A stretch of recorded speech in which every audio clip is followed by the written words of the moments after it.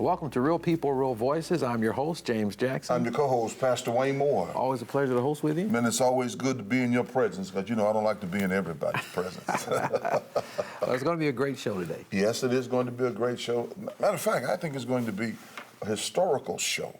I really do. We have, as far as I'm concerned, one of the first Afro-American men who's going to try to run for governor. I think I'm right about that. You are right.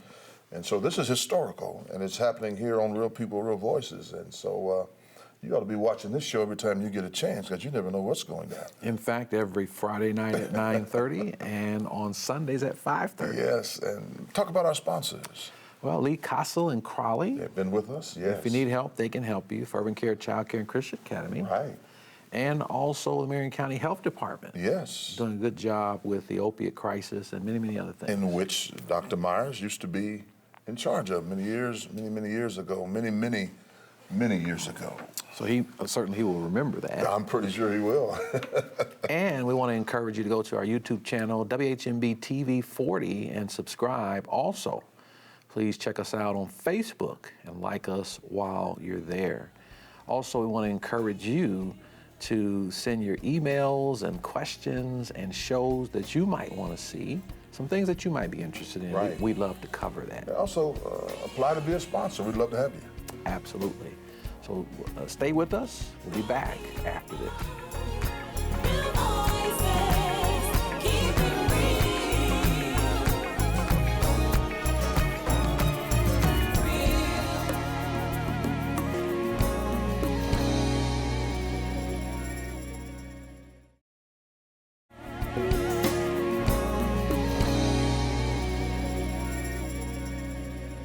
Welcome back to Real People, Real Voices, and we're joined by Dr. Woodrow Myers. Welcome to the show. Thank you very much. Good to be here. Good to have you here. And Mrs. Stacy Myers. Yes, thank you for having us. Thanks Hopes for being one here. day to be the first lady of Indiana. If the Hoosier voters see it fit, then It'll happen. it'll happen, yes. And it'll be coming around real soon. So running for governor, why do you want to do that? You've got a long resume of wonderful things you've done, and now you have your eyes set on governor. I do. I have been very fortunate in my career. God has been good to me. There are a lot of things that I have been a part of that I think have helped to make our state better, my patients better. But there's a lot more left to do. There's a lot of work that's undone. And I really want to use the experience that I've had in the past 2-3 decades now at the highest level of government to move our state much more aggressively in the right direction. Now, Indiana has lagged behind in so many different areas, and there are a lot of folks that want us to believe that things are okay. Well, they're not. And I just know that we can do a much better job, and I believe I'm a guy who can get us there. Wow. You got a great history here. You were in charge at one time of the United States Health Commission, commissioner rather, and you've done a great job with that.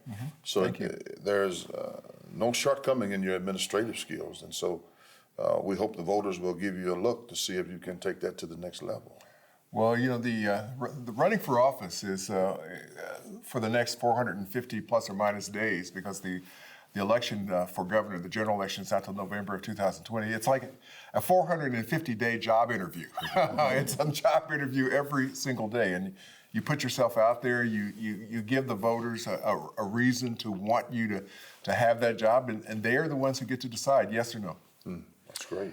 Well, some of the things that you're going to be dealing with certainly in Indiana is education. Yes. So what are your plans there? Well, clearly education in our state is, if not the most important issue, up in the top 3. Our public schools have not had the attention they need in so many areas, especially with our teachers. Our teacher salaries lag behind those in the rest of the country. I think that any study you look at shows that Indiana teacher salaries are at or near the bottom. Even for those teachers that have our master's degree, the comparable salaries in other states are higher. That's why we're losing teachers to other states, and they're a very precious commodity. Teachers are just vitally important to our infrastructure. And a lot of attention has been given in recent years to alternatives to public school, with the voucher programs and all the charter schools, and I think that there's a place, but but 93% of the children in Indiana go to public schools. So 93% of the attention, 93% of the dollars ought to be going there as well. So there are a lot of things that need to be done. We need to rethink our funding formula for public schools. We need to increase teacher salaries. We've got to focus in on not just the sciences and mathematics, because that's where the future is for so many of our children, but we can't ignore the arts and music as well, because not everybody's going to become a scientist or mathematician or an engineer. There are certain kids that just have incredible talent that we should be nurturing all along the K through 12 continuum, and after high school as well, where we need to put a lot of attention in our state. That's phenomenal. I mean, when I came through high school, Dr. Myers, they had the industrial arts area. That's Are you right. familiar with that? I took shop. I don't know that my grade was all that good, but I took shop as well. And that really hurt the system of education when they removed industrial arts, because That's right. there were a lot of young men and women that were not college or liberal arts ready or material, and they could pick up a trade even in high school and then transfer that to a trade school.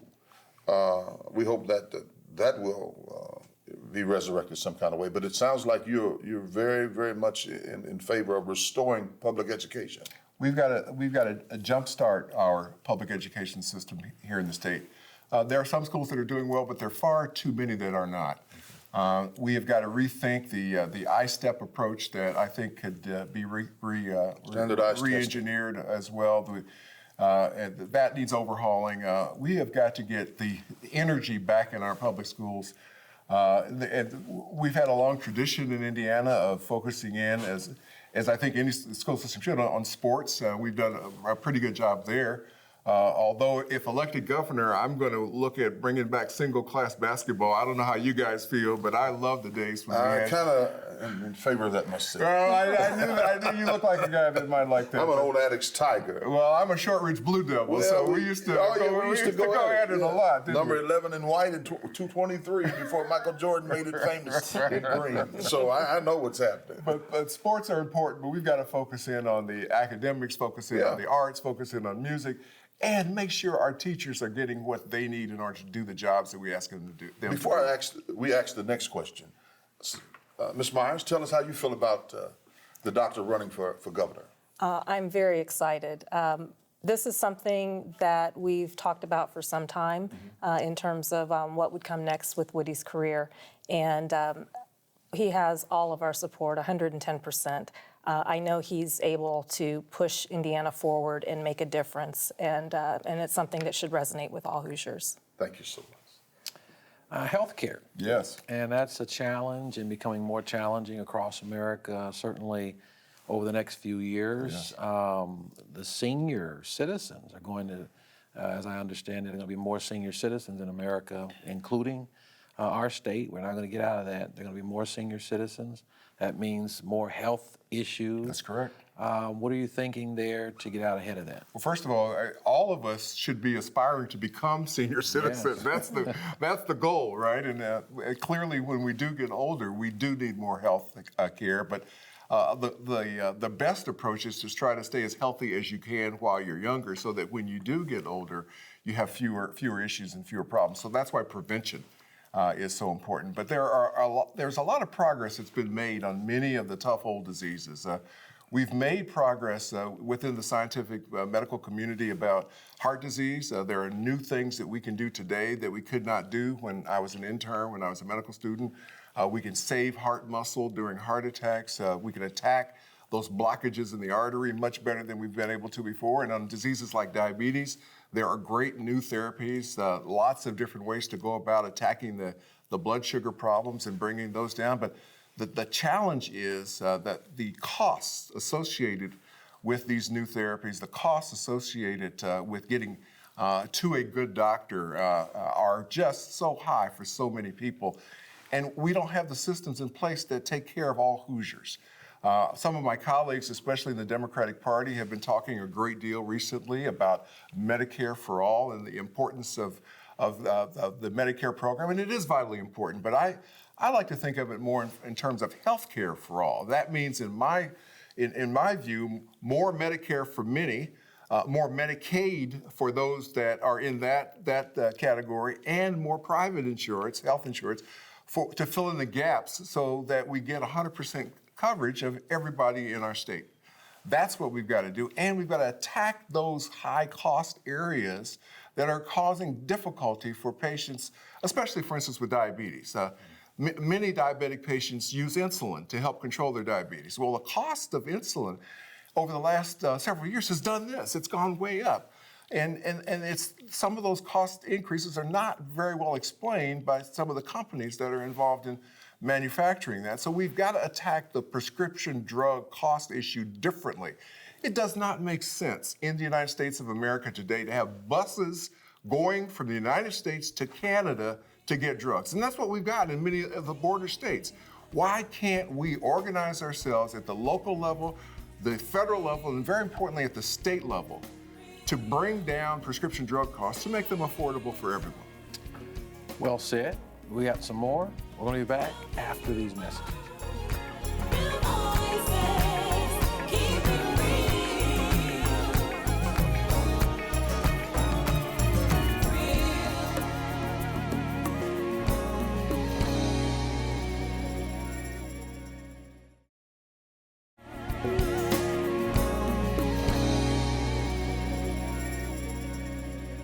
Welcome back, Real People, Real Voices, and we're joined by Dr. Woodrow Myers and Mrs. Myers. Thanks again for you all joining us. Just before the break, we're talking about health care. Let's talk about food Before issues. we do that, those who are subject to fall off of the roll this year, those in the rural areas, the legislative mindset that is taking away health care in those areas is close to 100,000 right here in Indiana. Tell me what you think about that. Well, access is a huge issue in our state, and so we've got to make sure that every Hoosier, irrespective of where they are in our state geographically, can get to the kind of health care that they need. Fortunately, we do have some of the smaller hospitals that are still in existence, and we've got to make sure that they stay available, especially for outpatient care, but access in the rural areas is still very much a problem, and that we can attack better. Okay, great. Studies have shown that in the future, the Lord willing, food's going to be more expensive, Yes. Have less nutritional value. For a lot of folks who are struggling now, folks who are in poverty, it's going to be a challenge for people across the state to eat well or eat at all. What are you thinking as to how Indiana can deal with that problem? Well, Indiana's been fortunate to be one of the major agricultural powers in the nation. We grow corn, we grow soybeans, we grow tomatoes. I believe we're still the tomato capital and the popcorn capital of the United States. So there are a lot of assets, and part of that is because of our geography, our latitude, longitude puts us in a good range for certain crops, and we still have a good water table in the state of Indiana, unlike a lot of places in the country. We're not fighting over water like they are in Arizona and other places in the desert. So those are good things. But the challenges are turning those agricultural assets into real food for real people in real neighborhoods in real time. I believe that we can do a better job of attacking this food desert issue that you continue to hear about, where the big box stores and the grocery stores that used to populate the neighborhoods aren't there anymore. We're making a little bit of progress in that area, but we need to make a lot more. We've got to figure out ways to make sure that if you do have a plot of land that you're able to grow a few things on it. I try to do that. My tomatoes don't get anywhere close to my daughter's, she inherited a better green thumb. But I do believe that growing your own food, making sure that farmers markets so that the local produce producers have a place to offer their goods, increasing the number of access points within neighborhoods where food deficits exist. All of those things a governor can encourage, a governor can help to fund, a governor can use the bully pulpit to move that in the right direction, because agriculture food is vitally, vitally important, not just as an industry for our state, but for our people. So certainly that's important. And let's talk about job training. Very much a big issue for us. How can you improve upon the jobs or employment situation And in Indiana. wages. Yeah. Wages and jobs clearly go hand in hand. You're a younger guy. And I'm not saying you're an older gentleman, but when we were in high school, He's an older gentleman. when we were in high school, you could leave high school and go to the plant, whether it was the Chrysler, the Ford, and get a job pretty much almost throughout the state. You Washington High School used to recruit seniors. You could graduate in June and be working the next month. That's right. That's right. You can't do that anymore. You've got to have additional training. You've got to have at least 2 years for most of the jobs that are available today. But there's those apprenticeship programs. That's right. We've done away with apprenticeship programs, and we need to bring those apprenticeship programs back and hold these big companies and corporations to the fire, and make them install once again these apprenticeship programs. Well, for instance, let's use an example. General Motors has today 6,800 jobs in Indiana. I've told folks at my campaign rallies, the first call I will make as governor is to a woman named Mary Barra, who's the CEO of General Motors, to ask her what will it take to get that from 6,800 to 7,800. And I'm sure what she will tell me is that we have to have more folks that have the advanced training that'll qualify for the new jobs, because you can't just leave high school and go in the plant. Not now. Not anymore. You have to have additional training. So it's doubling down on the apprenticeship programs, the community college access. You know, for instance, in Tennessee, community colleges have made community college called the Tennessee Promise now free to Tennessee residents. How do we move in that direction in Indiana as well? If they can do it down there, we I can can do it answer up that here. for you, Dr. Meyer. You have to tap into that Rainy day fund. rainy day fund. Well, which we is can talk about that. Is it raining which yet? is almost $2 billion almost. That's And- correct. And before we get into that, before we run out of time, I do want to ask you, Ms. Myers. First ladies generally have something that they're passionate about and different programs. What would that be for you? Well, I've been a healthcare professional for almost 30 years, so health and wellness is definitely at the top of my list. And in particular, the wellness and welfare of children.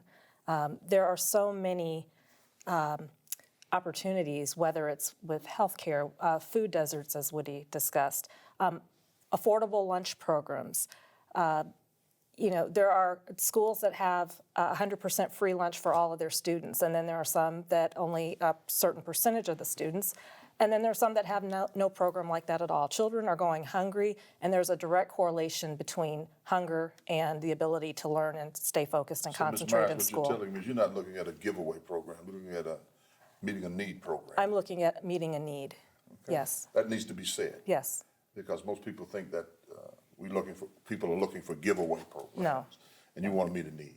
Correct. And on that issue, if I may, so many families in our state the family life has been disrupted by the opioid epidemic. Right. And that means children are not being cared for properly. And that's why I think in part we're seeing the crisis that we're seeing in the Department of Child Services in the state. They clearly don't have the resources that are required to get their arms around that increased population of children in desperate need. So we've got to revamp that as So well. if elected governor, you're going to loosen the rainy day money. You would like to. Well, I wouldn't consider the word loosen. I want to invest. Okay. It is time, given the economic conditions around the United States, to invest some of those dollars, not in a swine barn, as I understand some of the folks would like to do, but in the kids of this state. We have got to now decide that we're going to use some of the assets to make our state better, to improve the infrastructure, to get the teachers to stay here. You know, the goal of having a specific dollar amount like $2 billion as the rainy day fund, I understand that we need security. I understand that we've got to have a reserve. But having it at a specific level and then using the excess for things that aren't required, that aren't urgent, that's what's got to change in this state. And that's why I think we've got to have a new coach. You know, if Indiana University or Purdue or Ball State were always in the bottom of their conferences, what happens? Either in football or basketball, they change the coach. Well, Indiana's falling down in so many different areas. I think we got to have new leadership at the top that focuses in on those problems that people care about, that are important to people, and that's what we want to do. Well, thank you so much. You've been a great guest. You have. Both of you all. Thank you very Thanks much. for coming. We wish you well. And thank you all Thank for you. joining us. We'll be back with the rundown.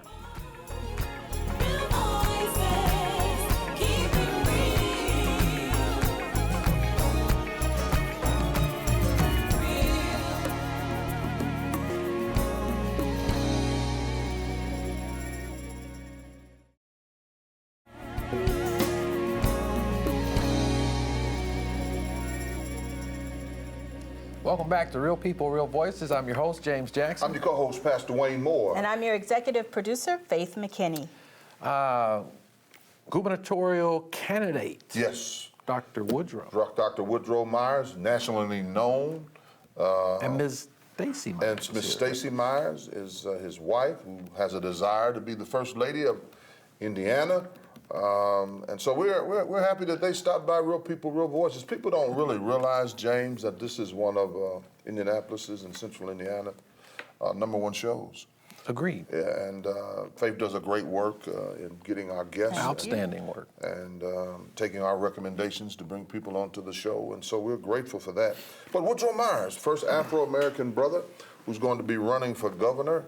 A little over 400 and something days for that election. It's a 2020 election. He's out there early. Goes by fast. It goes by fast, but we must be honest about the whole situation. The incumbent is a strong contender, very strong. Yeah, Governor Holcomb. Governor Holcomb. Hope to have him on the show. Yeah, At some point. The Lord will grant it, Yeah. believe me. Yes. Yeah, I think at all cost, he has his hands full. Holcomb is, Governor Holcomb, excuse me, is the sitting governor and appears in many circles to be doing a great job. Faith, your insight or input on the race? Ooh. Well, it's going to be exciting. And yeah, I hope to have Governor Holcomb on the show soon so, our viewers can get his side, his point of view. As far as the race, I don't have any input right now. We'll see. So you got to wait to hear what they're going to be saying. Absolutely. Let's wait and see. Yeah. So a lot's going to happen between Now and then. Now and then. Yeah. A lot's going on. We talked about that rainy day fund. I've always wondered in the state of Indiana, here in Indianapolis, with regard to public safety, it certainly is raining. And I just wonder why some of that money can't be used or interest on that money to help develop programs to deal with our raining situation. You're talking about the government treasury versus the local treasury? The government, well, the local has something too, and they've done something with that, but the state of Indiana. Yeah, okay, I understand what you're saying. I think you got to have people in right places in the right place to bring up those type of suggestions that you just brought, because there is a difference of opinion between local and state mindsets as it relates to politics, and that's one of those things we have to deal with. We'll let that be the last word. Thank you all for joining us. We'll see you this same time, same channel next week.